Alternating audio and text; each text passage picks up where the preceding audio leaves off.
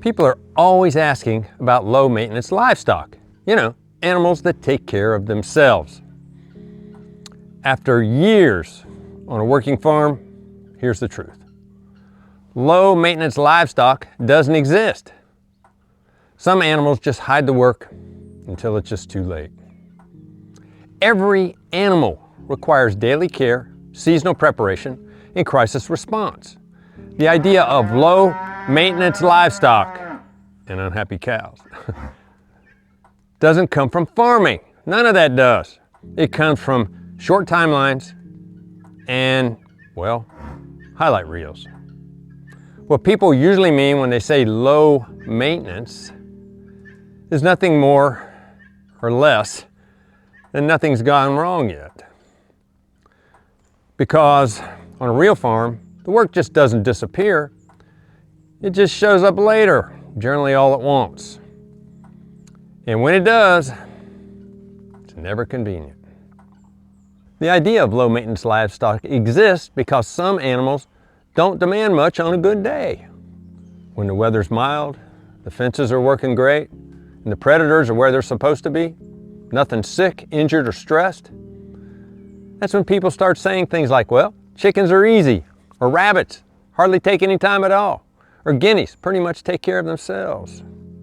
And for a while, that can certainly feel true. But farming doesn't happen only on good days. Low maintenance doesn't mean no maintenance. It just means the problems haven't stacked up yet. Here at the farm, maintenance shows up basically in 3 different ways. The first is daily maintenance. This is the part where people usually plan for. Feed, water, quick check to make sure everything is going okay. It's all good. Chickens, rabbits, ducks, cows, guineas, whatever. On most days, this part doesn't feel overwhelming at all. Go ahead. But daily care isn't optional. There you go. Dump your bucket. If you miss it, You've got more to do. the animal doesn't remind you. It just pays the price quietly. And daily maintenance is what keeps the small problems from becoming great big ones. Where most people get caught off guard is the next layer. Seasonal maintenance. Heat, cold, rain, sleet, snow, parasites, and of course breeding cycles.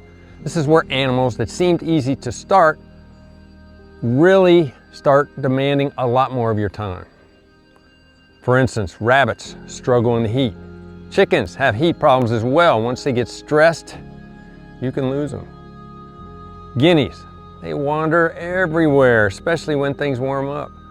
Cows and goats, once they go into their breeding cycles, they all lose their mind.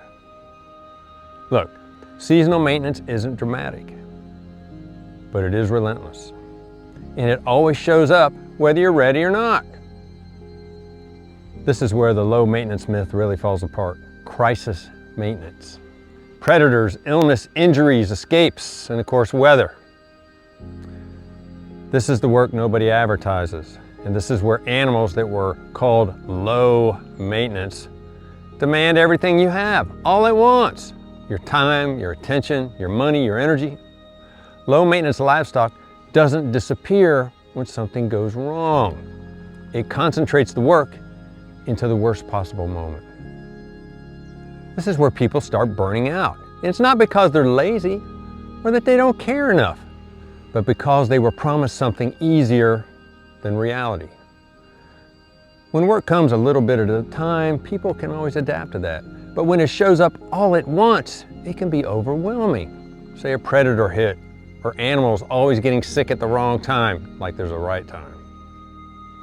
Weather that never cooperates.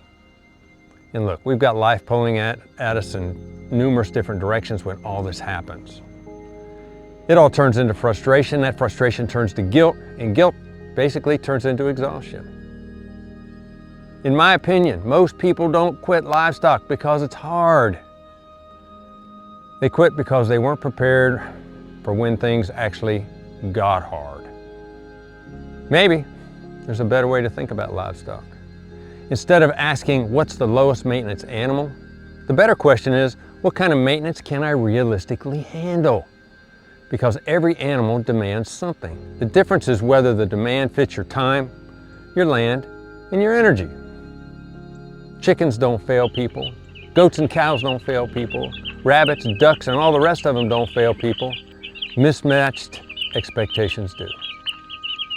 The truth is, livestock isn't about finding the easiest animal. It's about building systems that hold up when life gets busy.